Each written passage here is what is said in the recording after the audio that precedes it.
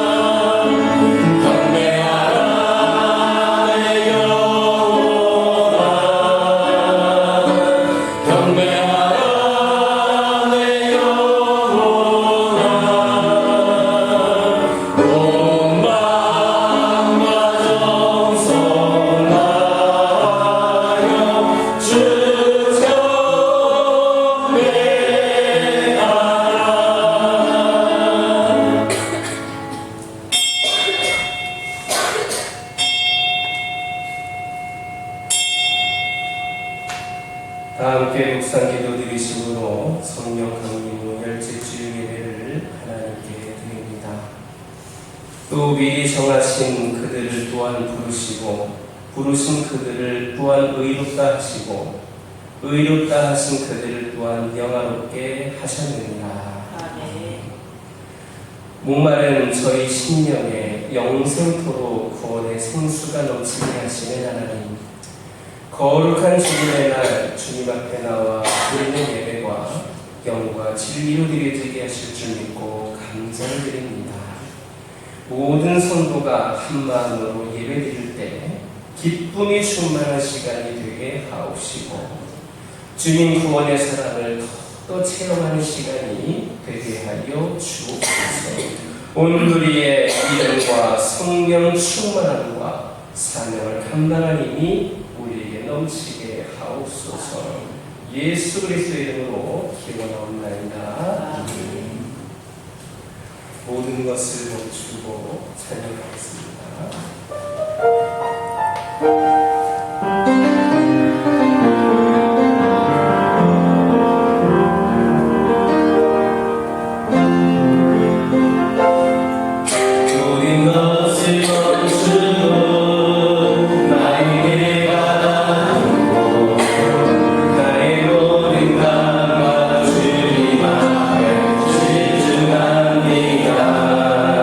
인격은 날 그래 불평이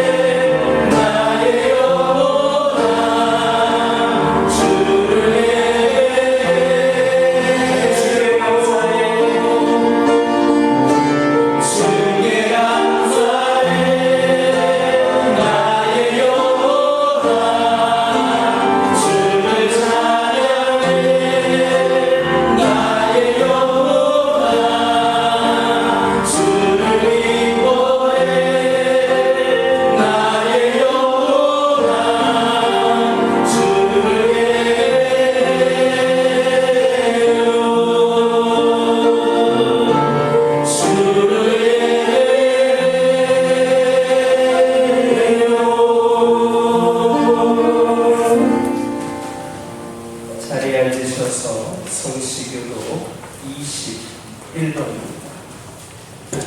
성시교독 21번 시편 34편입니다. 성시교독 21번을 교독합니다. 내가 여호와를 항상 송축하며 내 입술로 항상 주를 찬양하리이다. 내 영혼이 여호와를 찬양하리니 공고한 자들이 이를 듣고 기뻐하리로다. 나와 함께 여호와를 강대하시다 하며 함께 그의 이름을 높이세. 내가 여호와께 간구하매 내게 응답하시고 내 모든 두려움에서 나를 건지셨도다. 이 곤고한 자가 부르짖음에 여호와께서 들으시고 그의 모든 환난에서 구원하셨도다. 여호와의 천사가 주를 경외하는 자를 불러 춤추고 그들을 건지시는도다. 너희는 여호와의 선하심을 맛보아 알지어다. 그에게 피하는 자는 복이 있도다. 너희 성도들아 여호와를 경외하라. 그를 경외하는 자에게는 교통함이 없도다. 젊은 사자는 궁핍하여 죽일지라도 여호와를 찾는 자는 모든 좋은 것에 부족함이 없으리로다. 사도신경으로 신앙 고백하십니다.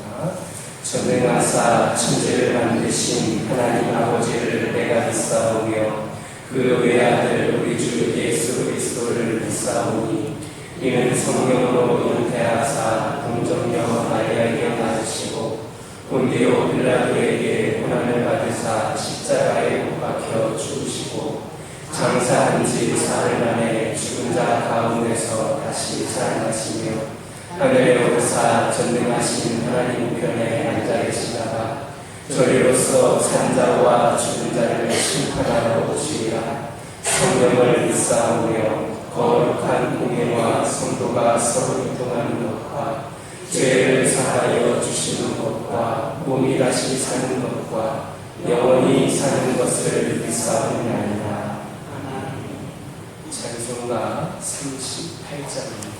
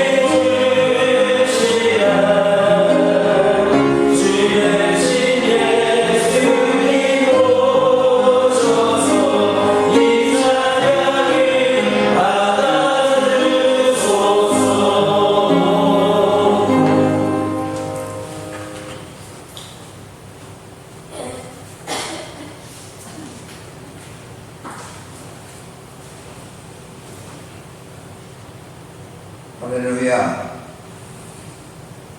어린이 보와 청소년 보의 예배를 받으신 아버지 하나님,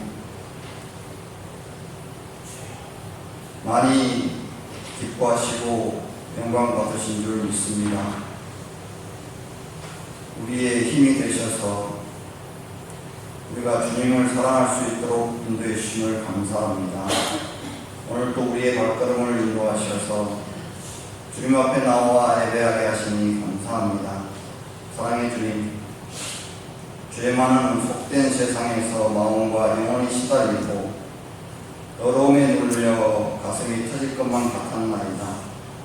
그러나 지치고 상한 영혼을 그대로 버려두지 않으시고 품어주실 것을 생각하니 고향의 잔잔한 바다와 푸른 바다처럼 푸른 잔디처럼 주님의 몸된 교와 교회의 동산이 참 평안과 안식이 되나이다.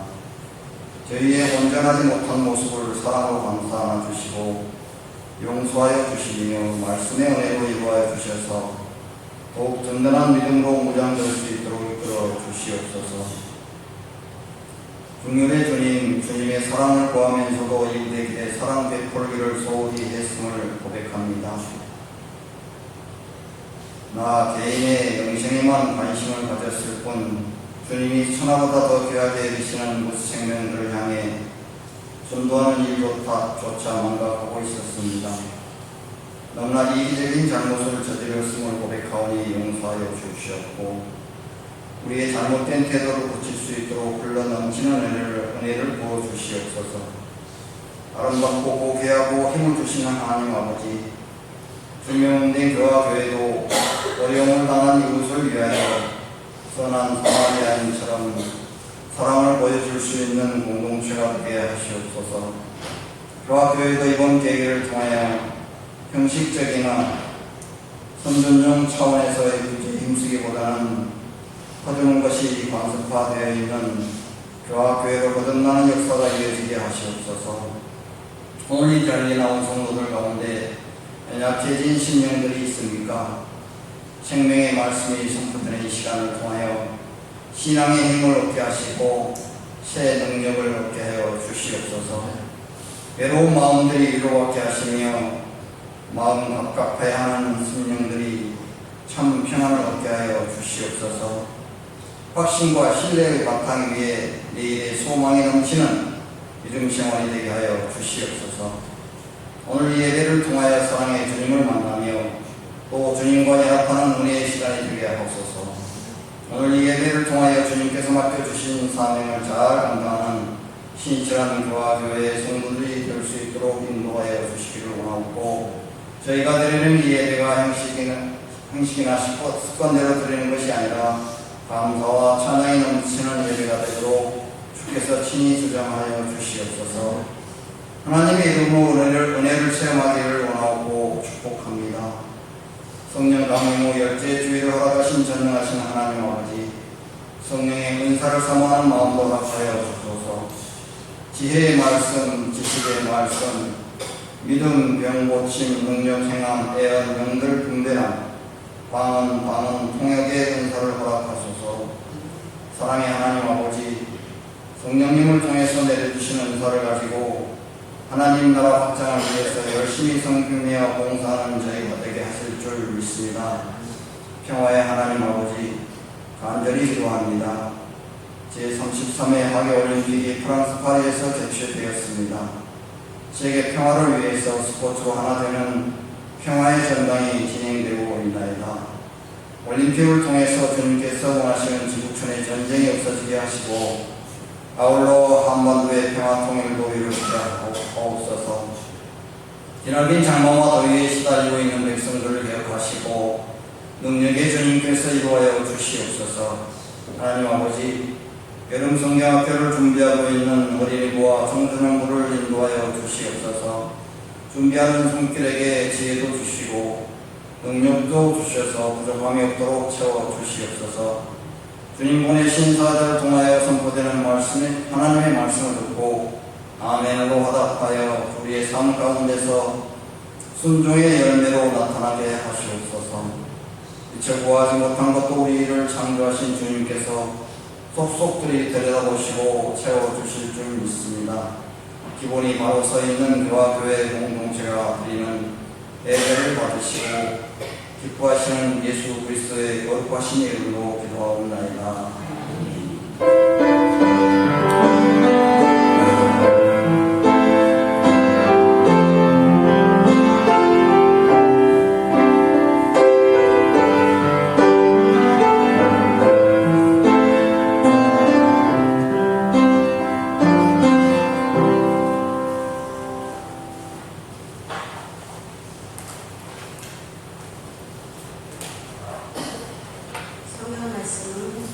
야고보서 1장 12절부터 18절까지 말씀드리겠습니다. 야고보서 1장 12절부터 18절입니다. 다 찾으신 자로 기록하겠습니다. 시험을 찾는 자는 복이 있나니 이는 시련을 견디어 내 자가 주께서 자기를 사랑하는 자들에게 약속하신 생명의 멸류관을 얻을 것이기 때문입니다. 사람이 시험을 받을 때에 내가 하나님께 시험을 받는다 하지 말지니 하나님은 악에게 시험을 받지도 아니하시고 친히 아무도 시험을 하지 아니하시느니라. 오직 각 사람이 시험을 받는 것은 자기 육신에 끌려 미혹됨이니 육신이 잉태를 잉태한즉 죄를 낳고 죄가 장성한즉 사망을 낳느니라. 내 사랑하는 형제들아, 속지 말라. 온갖 좋은 은사와 온전한 선물이다 위로부터 빛들이 하나님께로부터 내려오나니 그는 변함도 없으시고 회전하는 그림자도 없으십니다. 그가 그 피조물 중에 우리를 한천 열매가 되게 하시려고 자기의 뜻을 따라 진리의 말씀으로 우리를 낳으셨느니라. 아멘.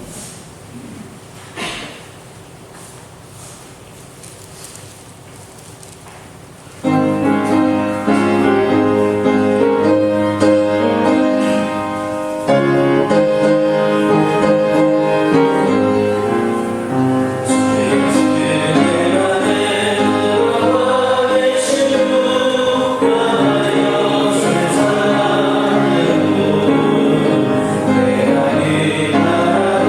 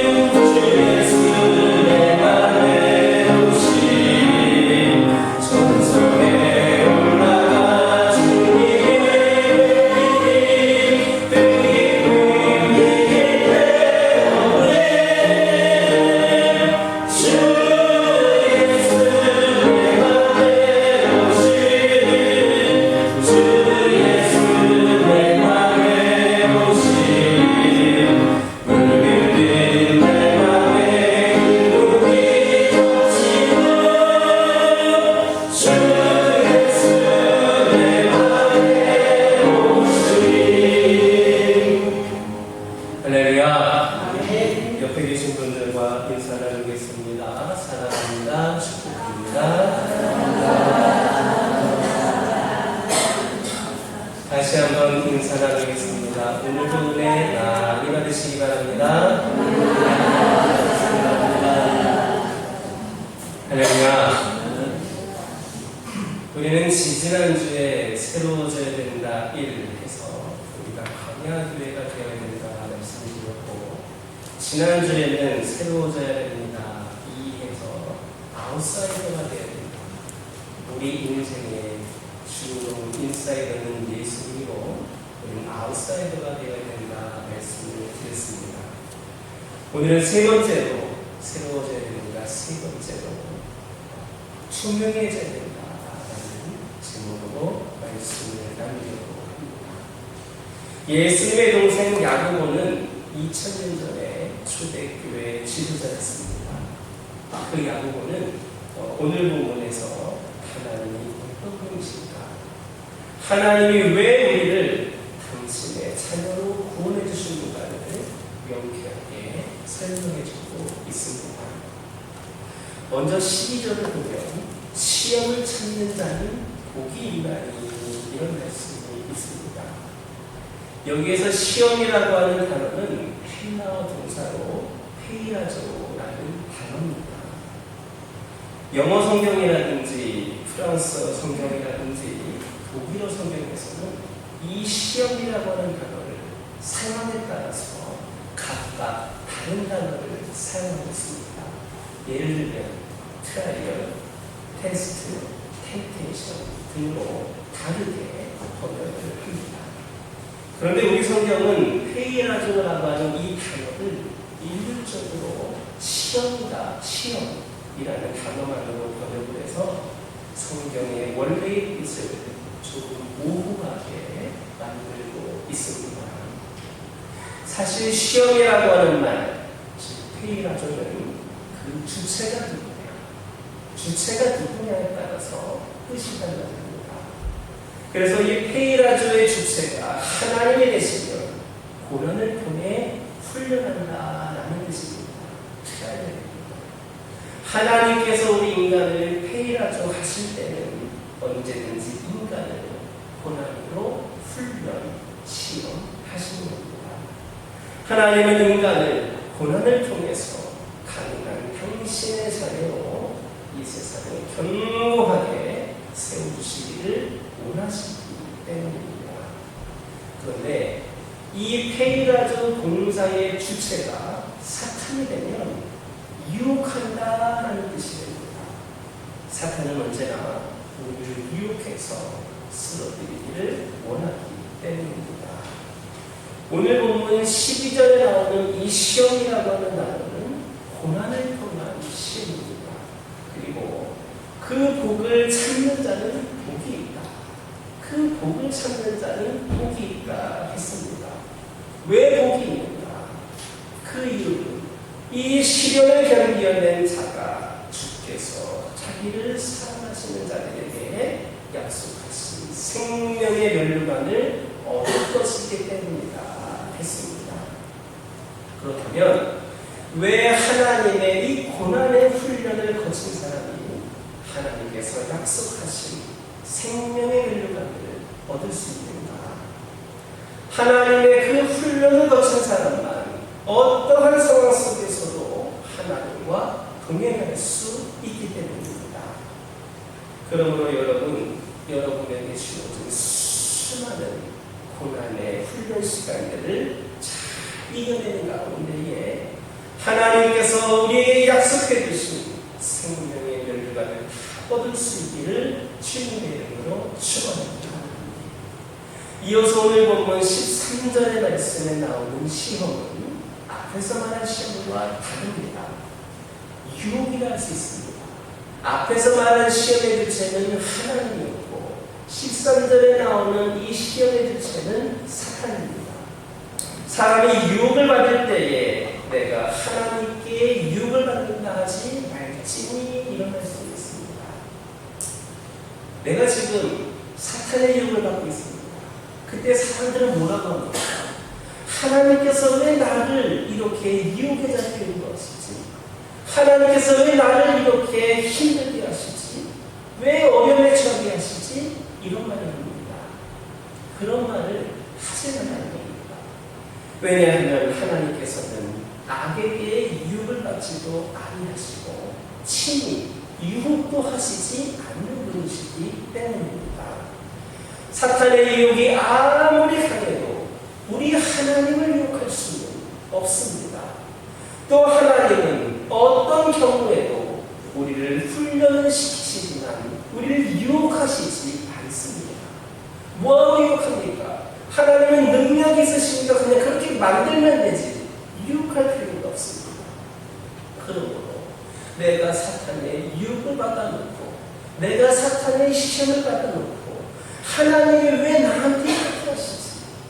내가 이렇게 기도도 열심히 하고 내가 신앙생활도 열심히 하는데 왜 하나님이 나에게 이렇게 하시지? 그런 소리를 하지 말라는 겁니다. 그게 바로 분별력입니다.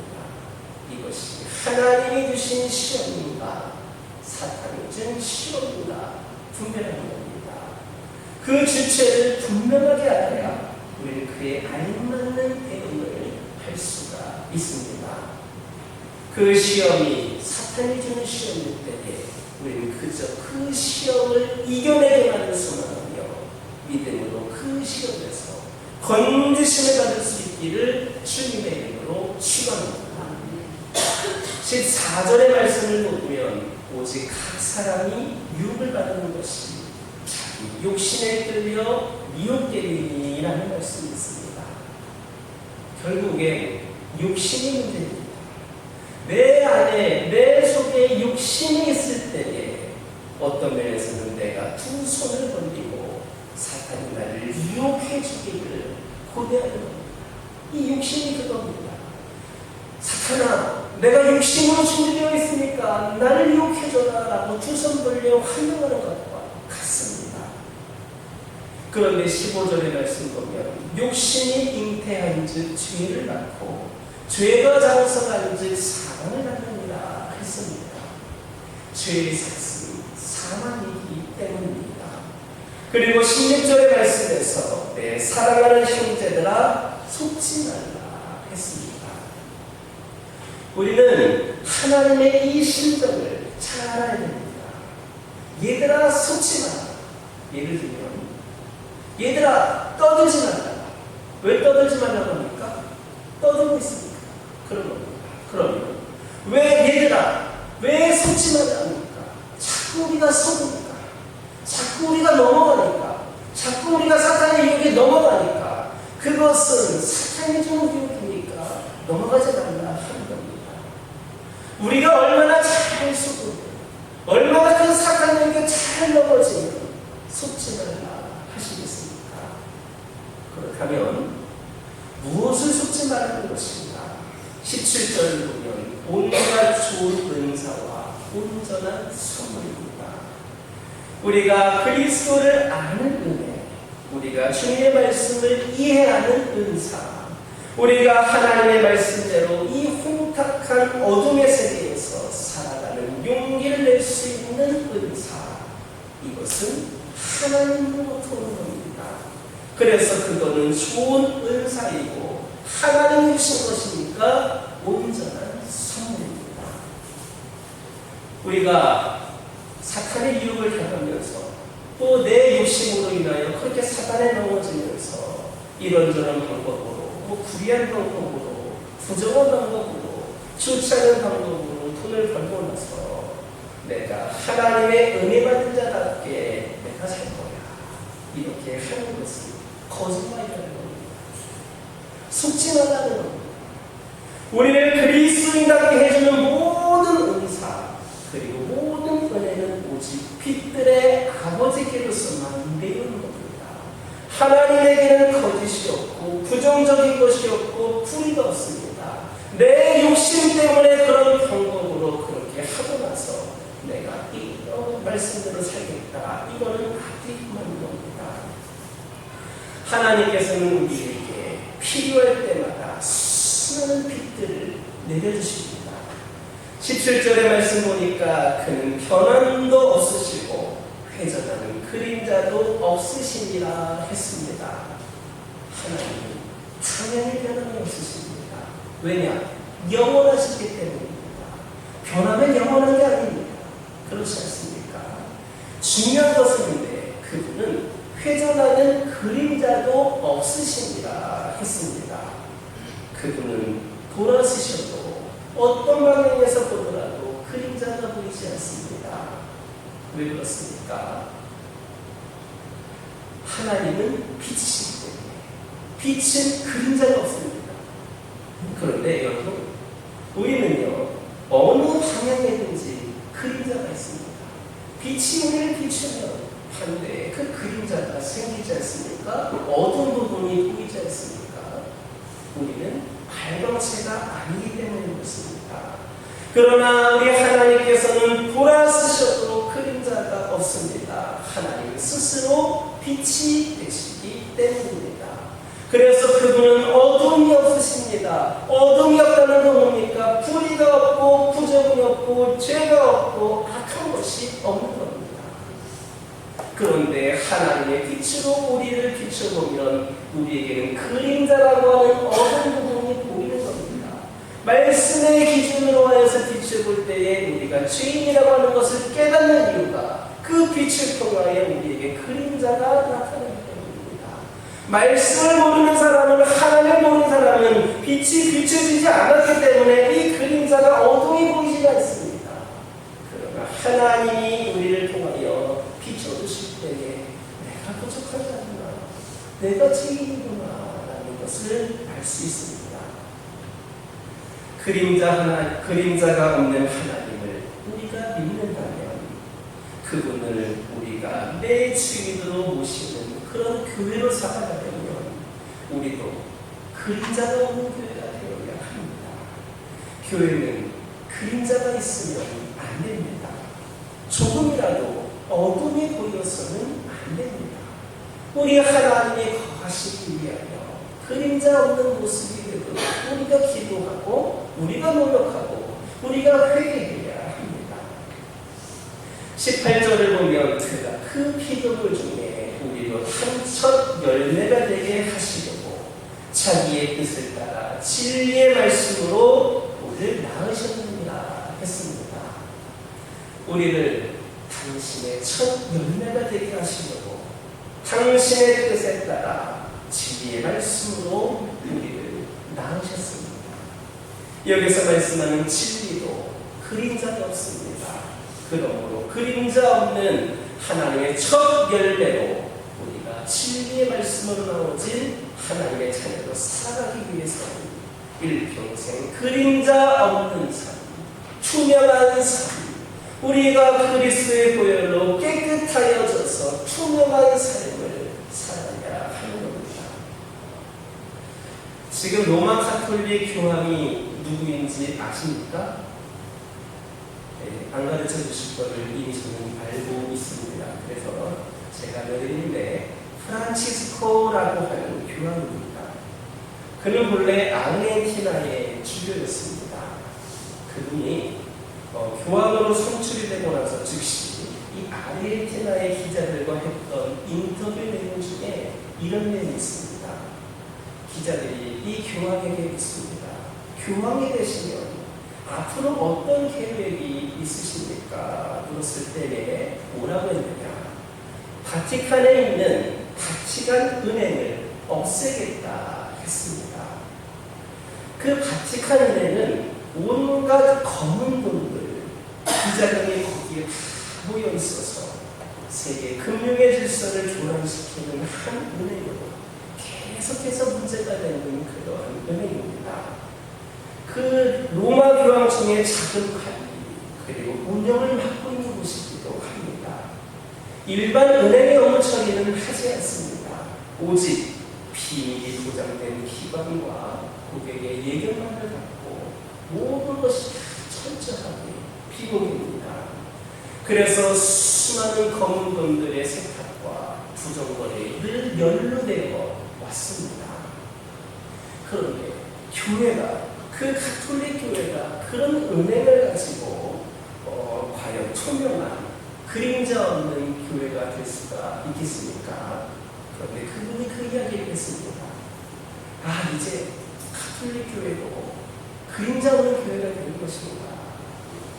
그런데 여러 가지 사정이 있겠지만 아직도 그 바티칸 은행을 없애지 못하고 있습니다. 바티칸 은행에 감사를 시작해서 여기에 여러 사람들이 수갑을 잡고 들어가 있는 상황입니다. 그러나 로마 가톨릭 교회가 정말 그림자 없는 투명한 교회가 되려면 언젠가는 그 은행을 없애야 됩니다. 교회가 돈을 벌리는 은행을 가지고 있으면 그림자가 생길 수밖에 없습니다. 여러분, 우리 그리스도인들의 삶은 투명한 쇼윈도우이어야 합니다. 예수님께서 여러분 그러지 않으셨습니까? 세리원의 제자들이 와서 세리원의 제자들에게 뭘 하셨습니까? 와서 가. 내가 어떻게 사는지, 내가 뭘 하고 있는지, 내가 지금 어떤 일을 하고 있는지 와서 가. Come and see. 보여줄 수 있으니까 와서 가라 했습니다. 그래야 투명한 그리고 그림자 없는 교회가 되는 겁니다. 여러분, 교회가 가릴 것이 없어야 됩니다. 숨기는 것이 있어서는 안 됩니다. 교회는 먼저 재정적으로 투명해야 합니다. 단돈 1원으로 어떻게 사용하는지 당당하게 교인들에게 다 밝힐 수 있어야 됩니다. 그런데 특별히 대형 교회들을 보면 제대로 공개를 못합니다. 그리고 지금까지 일부 목사님들이 제왕처럼 그렇게 살아오기도 했습니다. 가려졌기 때문입니다. 그러한 불투명한 교회, 그런 그림자 같은 교회를 어떻게 새로 고칠 수가 있겠습니까? 또한 교회는 어떤 모임이라든지 회의를 통해서 자유롭게 의견을 제시하고 또 교회 전체적인 상황, 돌아가는 상황을 누구나 알 수 있을 때 이게 투명한 교회가 할 수 있습니다. 한국에 있는 교회들이 적어도 이런 작은 것 하나하나를 투명하게 실행해 나갈 때에 교회는 새로워질 겁니다. 목회자를 비롯하여서 당회원들, 그 외에 중요한 자리를 차지하고 있는 직분자들이 타락하지 않을 겁니다. 투명하게 모든 것이 다 드러나 있는데 감추고 숨길 게 어디 있겠습니까? 또한 교회는 빈말이 없어야 됩니다. 비공식적인 자리에서, 사적인 자리에서 교회를 험담하거나 교회를 흔드는 말을 해서는 안 됩니다. 겉으로는 교회를 험담하는 것 같지만 그건 하나님을 험담하는 겁니다. 특히 당사자가 없는 자리에서는 더욱더 그렇습니다. 어떤 교회를 보면 공식적인 자리에서는 한 말도 안 합니다. 한마디도 안 합니다. 그런데 뒤에서 이런 말 저런 말, 교회에 대한 불평과 불만을 하며 교회 성도들을 자기만 또 불만 있으면 괜찮은데 사람들의 여론을 조성하고 파장을 만들고 하면서 흔드는 경우들이 있습니다. 아무리 교회를 생각하고 좋은 뜻에서 한 말이라 할지라도 그런 말들은 교회와 성도들에게 조금 더 유익이 되지 않습니다. 오히려 그렇게 그림자 뒤에서 하나는 하는 말들이 결되고 오해와 불신과 상처만 가져오게 되는 겁니다. 그게 바로 사탄이 주는 시험입니다. 하나님은 교회를 세우기를 원하시지만 사탄은 교회를 무너뜨리기를 원하십니다. 그렇기 때문에 좋은 말을 가장하여서 교회를 흔들려고 하는 것이 바로 사탄의 목적입니다. 교회를 흔들고 넘어뜨리고자 하는 마음을 사탄이 어느 순간에 우리 안에 집어넣는 겁니다. 교회를 생각해서 하는 말이다 라고 하지만 그것은 전혀 교회를 위한 말들이 아닙니다. 교회는 무엇이든지 재정이든 아니면 어떤 돌아가는 상황이든 어떤 문제든 투명해야 합니다. 그러면 교회가 타락할 확률은 그만큼 줄어듭니다. 교회가 투명해져야 할 것입니다. 교회의 그림자가 없어져야 합니다. 우리 각 개인에게서부터 우리 교회 공동체에 이르기까지 그림자 없는 투명한 교회가 되기 위하여 노력하는 저와 여러분 되기를 주님의 이름으로 축원합니다. 기도하겠습니다. 하나님, 이 시간 기도드리기를 원합니다. 우리가 새로워지기를 원합니다. 투명한 성도들, 투명한 교회가 되게 하여 주옵소서. 그리하여서 우리 모두가 또 하나님 앞에 또 수많은 믿는 사람들과 미치는 영혼들에게까지도 당당하게 나설 수 있는 우리 교회와 우리 성도들 되게 하여 주옵소서. 예수님의 이름으로 기도드립니다.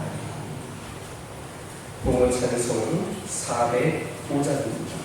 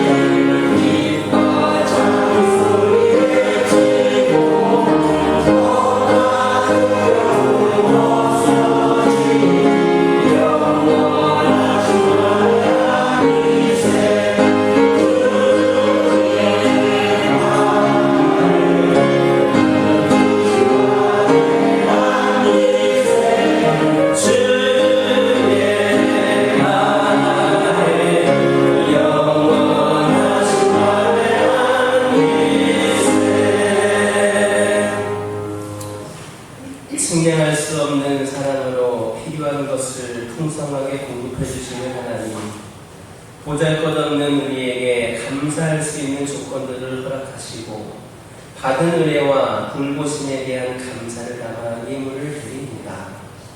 오늘 드리는 예물이 주님 보시기에는 참으로 부족한 것임을 고백합니다.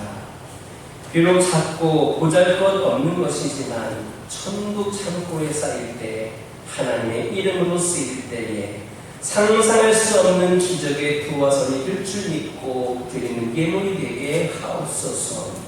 기쁨의 눈물로 이 예물을 봉헌하오니 하나님 나라 확장 사업에 쓰일 때에 하나님의 영광이 나타나게 하옵소서. 죄와 허물로 죽었던 저희를 다시 살리신 하나님, 다시 한 주간을 살아가는 동안 주님의 사역을 위해 기쁨으로 봉사하며 이웃과 나누는 삶을 살기로 다짐합니다. 물질이 하나님께 드리는 거룩한 예물이 되게 하시고 저희의 삶을 축복하시어 풍성한 물질로 하나님께 영광을 돌리게 하옵소서. 오늘 주님께 이 예물을 드리는 손으로 저희 곁에 있는 불쌍한 사람을 향해 그리스도의 사랑을 전하는 손이 되게 하옵소서. 드리지 못하는 심령의 안타까운 마음까지도 주님께는 예물이 될 줄 믿습니다. 언제나 좋은 것으로 주시기를 기뻐하시는 우리 주 예수님의 이름으로 축복하며 기도드립니다. 교회 소식 전해드립니다.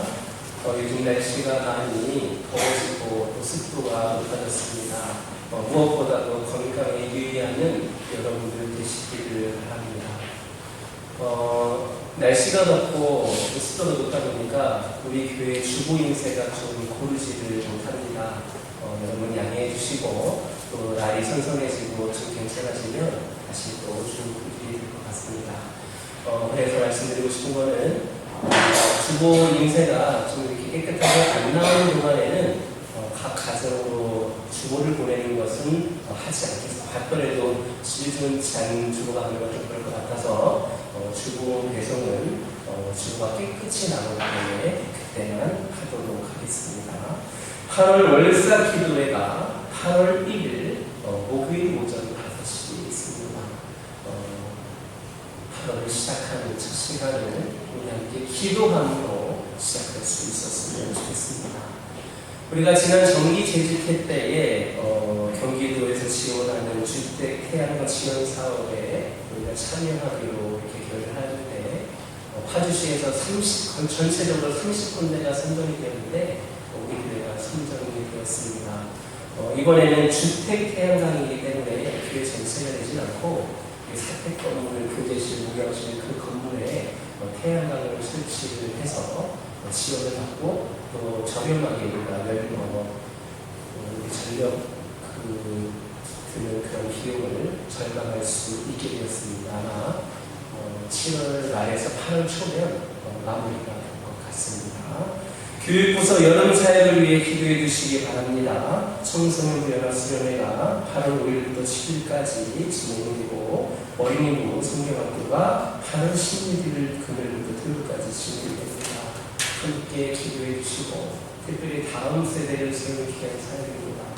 요즘 우리 어린이부하고 청소년부가 계속해서 인원이 늘어서 많이 오고 있습니다.